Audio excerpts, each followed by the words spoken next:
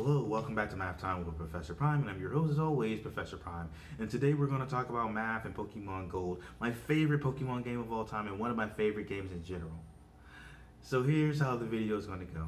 I'm going to talk about math and how it's used in Pokemon Gold, and I'm going to do that in several ways. I'm going to talk about how it's used in the gameplay, and to that effect, things like battling, things like capturing Pokemon, reversing the environment, resource management, and more. I'm also going to talk about how math was used in the production and the development, things along that meta line. And as I do all of that, I'm going to talk about my experiences with Pokemon Gold, how I felt then, how I feel now, and how I felt throughout, my time since I played it.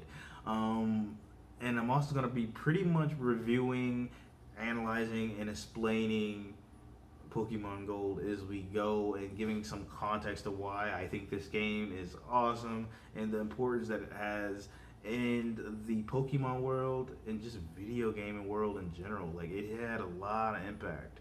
And it's a game that stuck with me. So with that in mind, assume that there are going to be spoilers ahead.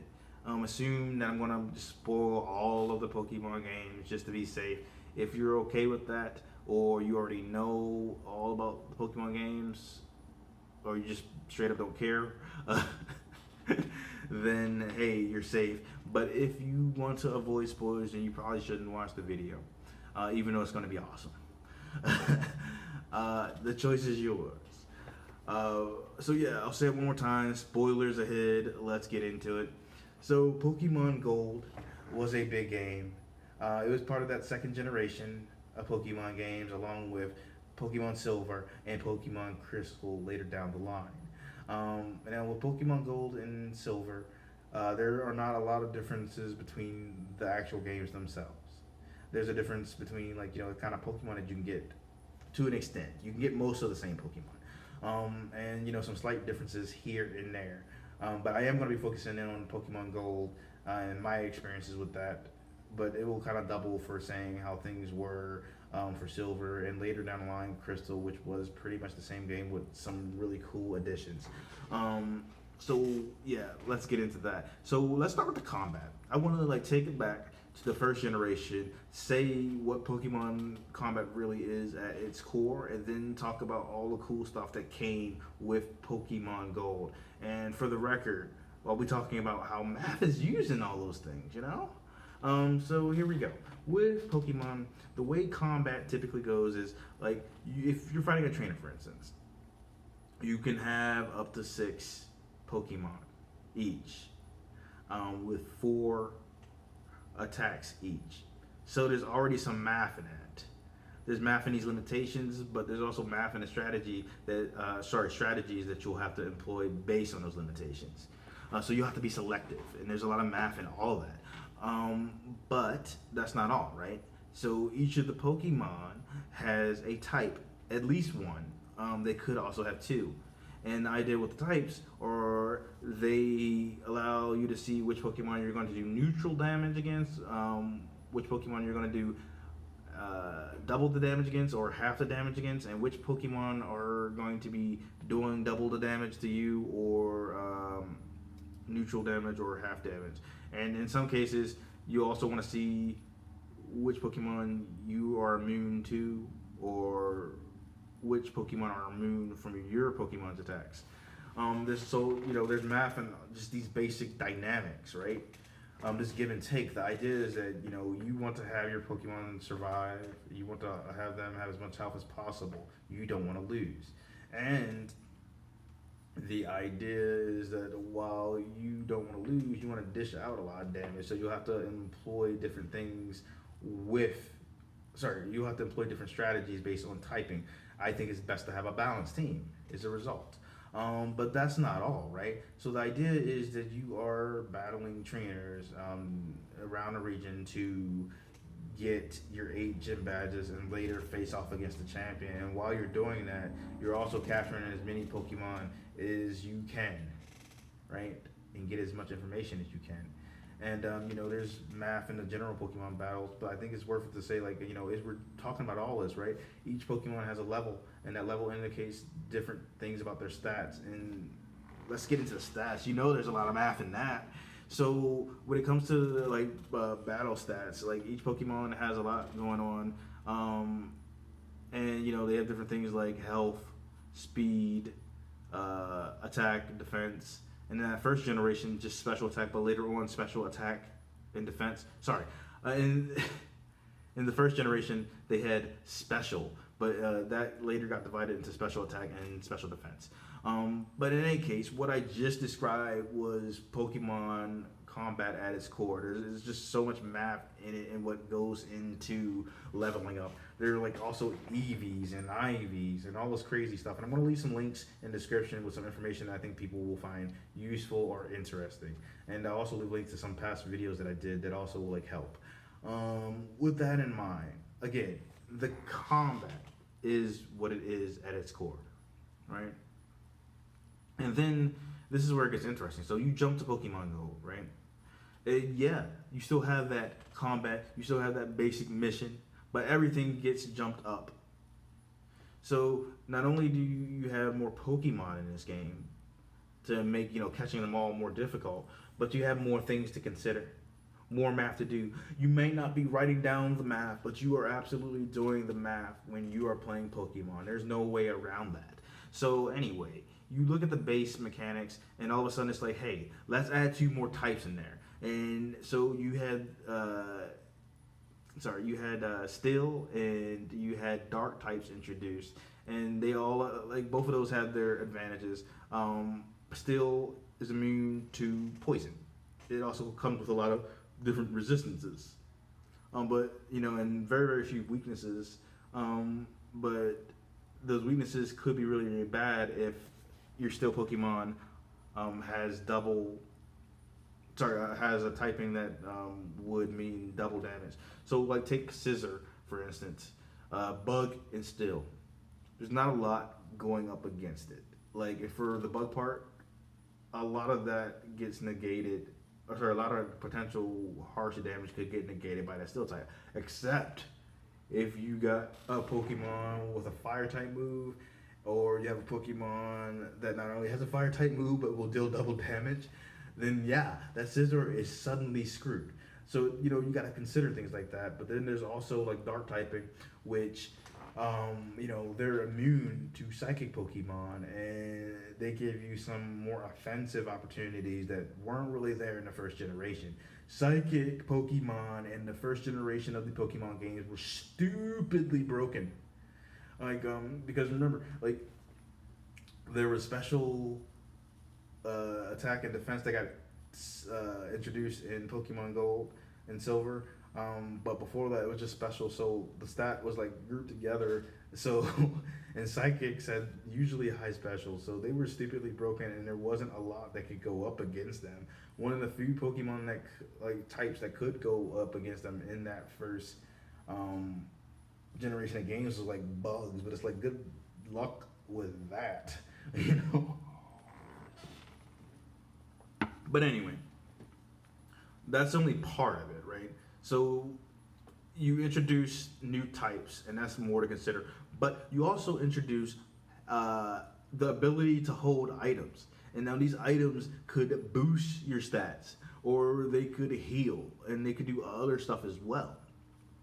So there's a lot of math in that, and it's a little bit more complicated than it would have been in the first generation. And then let's talk about like capturing Pokemon, because I could talk about the battle part all day. It's just like it's very interesting to me. But if you talk about the capture, it's like not a lot has changed with that either. But there has been some significant changes, some interesting tweaks. So in the first game, the idea is like if you encountered a wild Pokemon and you wanted to capture them, the idea is you like do damage to them, or you inflict statics effects, and then you try your best to capture them. And there are different types of balls. There's not a lot going on in the first game, but there's just enough to make a difference. Like there's Pokeballs, the traditional kind, and there's Great Balls, Ultra Balls, and Master Balls, each with different success rates, increasing in the order that I just said.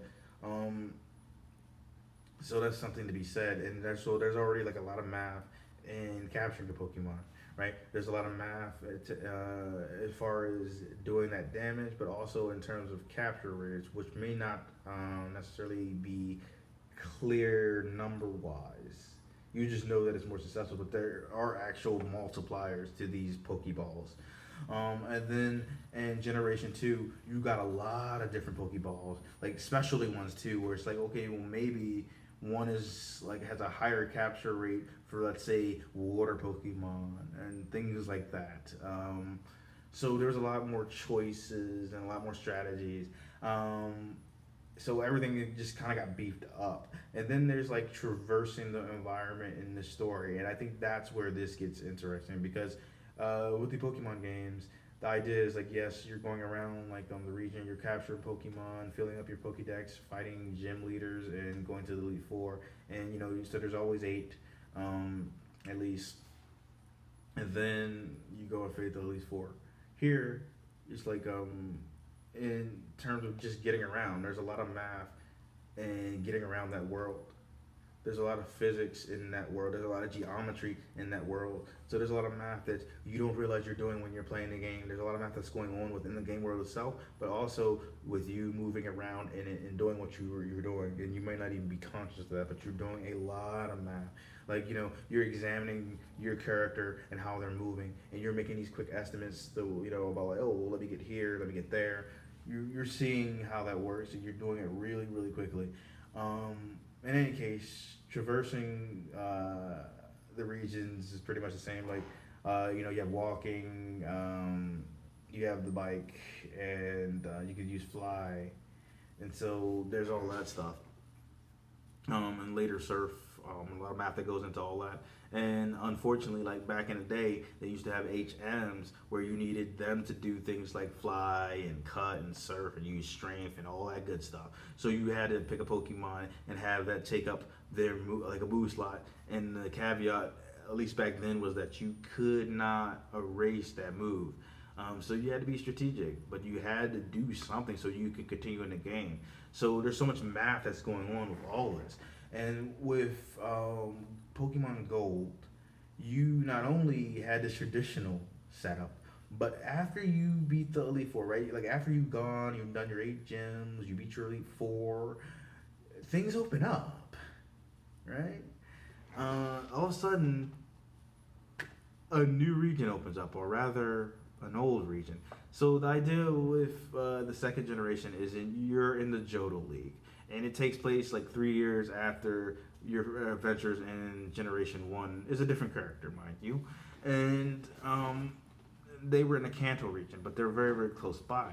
So what happens after you beat the Elite Four is that you get to go to the Kanto region and you get to fight the gym leaders there and see how Kanto has changed. And there's a lot of math and that in designing that world, right?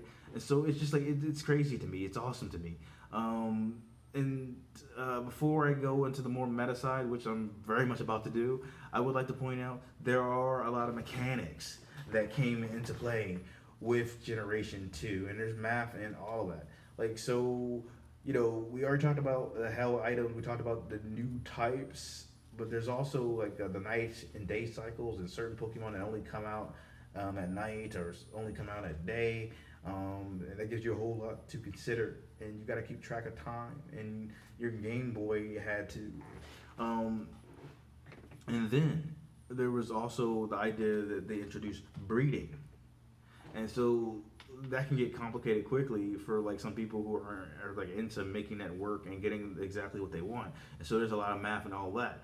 They also introduced shiny Pokemon in that generation, and there's a lot of math and shinies and how they work and your chance of getting them. Excuse me. One of the lesser known things is that they also introduced the Pokerus mechanic in there, where it's like it's a Pokemon virus and it's a beneficial virus where it'll give your Pokemon double the effort values. And I think I may have said it earlier in this video, but like for IVs and EVs, I'm going to leave a link in the description among some other things. But anyway, so it added so much, and it's probably added more than I just said, which is already a lot. And so there's a lot of math in that, in those like mechanics, and it's wild. So if you expand a little and talk about more like the meta sense, there's a lot of math that goes into the production of any game. And in this game, just to give you an idea of how crazy it was, they had a team of 4 people design this game. It took 3.5 years, and they had to get Satoru Iwata to come in and develop some new tools for them to use that help the process. And if you didn't know who that was, he was at the time the president of HAL Laboratories, which they made Kirby and a lot of other games to say the least, and and they do like Smash and all that good stuff. Um, but anyway, he once did that, and for a good while, he was also like the CEO of Nintendo. He did die, which sucks because I've never heard anything bad about this dude. Like you could hear like stories about how he would come in and work with different people, and he was like a mad programming dude. Um, there's probably a better way to say that. He's really good at programming. But I'm getting sidetracked. Anyway, so I mention all that though to say that a lot of went into this game, a lot of time, a lot of energy, a lot of effort, and it takes so much to make a video game. So to have such a limited amount of people on it is impressive. And there was a lot riding on this game. Pokemon was quickly becoming this multimedia franchise with like a million things going on. They had shows, they had the games, they had the trading card games, merchandise, movies, manga, you name it. And so this had to be big. It had to continue the success of Pokemon while adding some new things to it. It had to be bigger than big. And you know what? I think they nailed it. And so not only was there math in programming Pokemon Go, but there's math in the logistics of how that all worked. There's math in the time that it took. There's math in creating the world that's being played in. There's math in creating the physics of that world that you play in, and creating the battle mechanics and all the nuances and all the crazy stuff that you do not see openly in Pokemon. Right? There's a lot of math you aren't seeing. It's wild. So there's so much that goes into this, and math is everywhere in Pokemon, and Pokemon Go is definitely no exception. So you took what worked, and you see how it expands, and I just think it is like so cool because you have this really solid experience like that was like the first generation where you got your 8 badges, and it's like whoa, you get to go and fight all the gym leaders in Kanto, and all of a sudden you got 16 badges, and just when you think it's done, you get access to a new area. You get access to Mount Silver, and you explore caves. And what do you find in the caves? You find Red, the character that you were playing in as the previous game, and you have the toughest fight in that game, and one of the toughest ones in Pokemon, and it's fun. Dude's a beast. He's just like hanging up in the cave, just training Pokemon all day. It's like it's crazy. But yeah, so there's a lot of math and all that setup, and there's a lot of math involved in like playing a game and how much time you spend in it, how much money you spent on it, and whether or not you're getting your bang for your buck. And I think for me, well, I got it for free because I was literally a kid at the time, and my parents handled that sort of thing back then. But yeah, so I would say though, like even if I did pay for it, I would have gotten my bang for my buck. I would have gotten a lot of bang for my buck, in fact, because it was pretty much like 2 games in one, and it's just like it went on for a while, but like in an intriguing way. And seeing Kanto 3 years later and just seeing how something's changed was an incredibly interesting experience to have. I really enjoyed Pokemon Gold. It was amazing. That second generation was literally a game changer. It took what worked about the first generation, and again, it amped it all to 11. It added so many new features, and there's just so much math that goes into all of that and making it work. And to this day, I still don't think there's a Pokemon game that gave you as much as Pokemon Gold and Silver and Crystal did. And while we're here, because I wanted to see if there's anything else. So yeah, before I talk about one more thing that I really want to talk about, I like to say that there's a lot of money that goes into Pokemon, a lot of money that comes out of Pokemon, and there's math and all of that.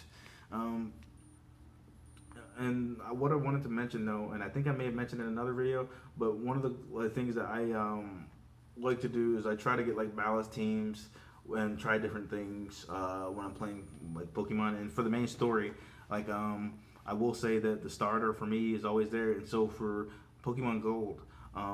What I ended up doing is, I'd always have Cyndaquil on my team, later Quilava, later Typhlosion. And one of my favorite things to do in that game was I had a certain type of moveset that I would give Typhlosion. So I don't know how many people knew this, but he could learn Thunder Punch, or it can learn Thunder Punch, or he can learn Thunder Punch, whatever the case may be. Or I guess just he and she in this case, but either way. So Typhlosion can learn Thunder Punch, and I like that because like what I would tend to do is I would give him a good fire move, and this would typically be Flamethrower by the end of it because it's got good accuracy and it gives good damage output. It's pretty reliable. It almost never misses and it hits hard. And then that was my fire move, and since Typhlosion is a fire Pokemon, double the damage for that. And then I would also give Thunder Punch. So I had an answer for water Pokemon.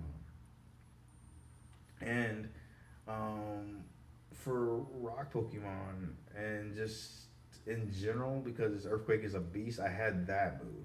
So I would typically have Flamethrower, Earthquake, and Thunder Punch.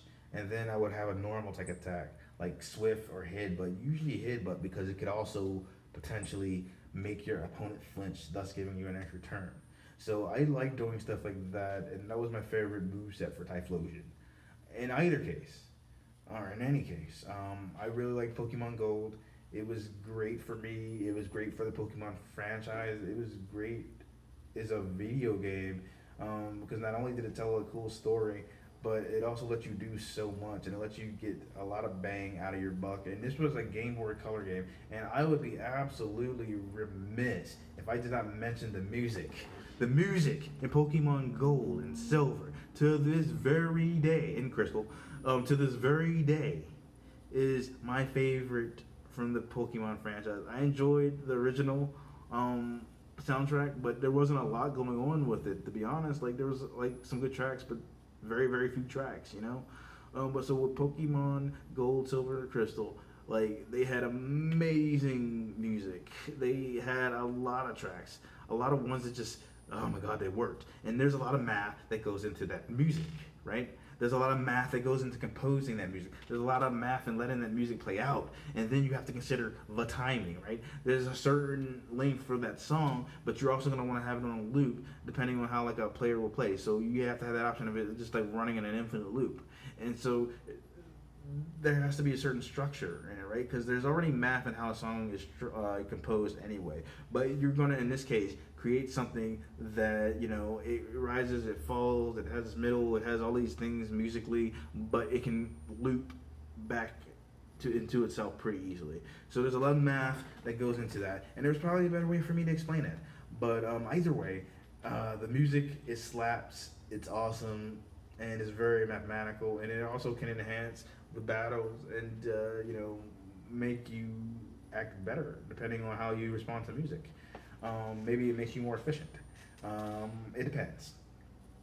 In any case, yeah, so I don't want this to go on much more longer, but I do want to say that Pokemon Gold is one of my favorite games. I felt like it was amazing because it lets you get that typical Pokemon experience, but then amped everything up to 11. It added a new bunch of techniques. It was influential to a lot of other games out there. It set a lot of trends for a lot of future Pokemon games.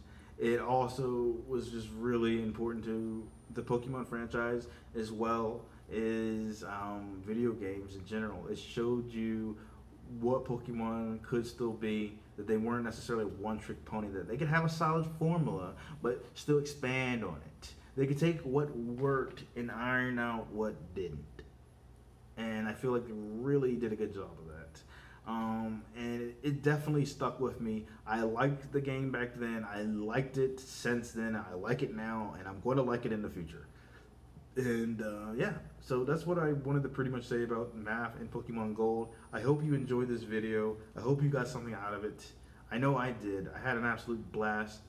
That being said, thank you for watching if you stuck it out, and I'll see you in the next one.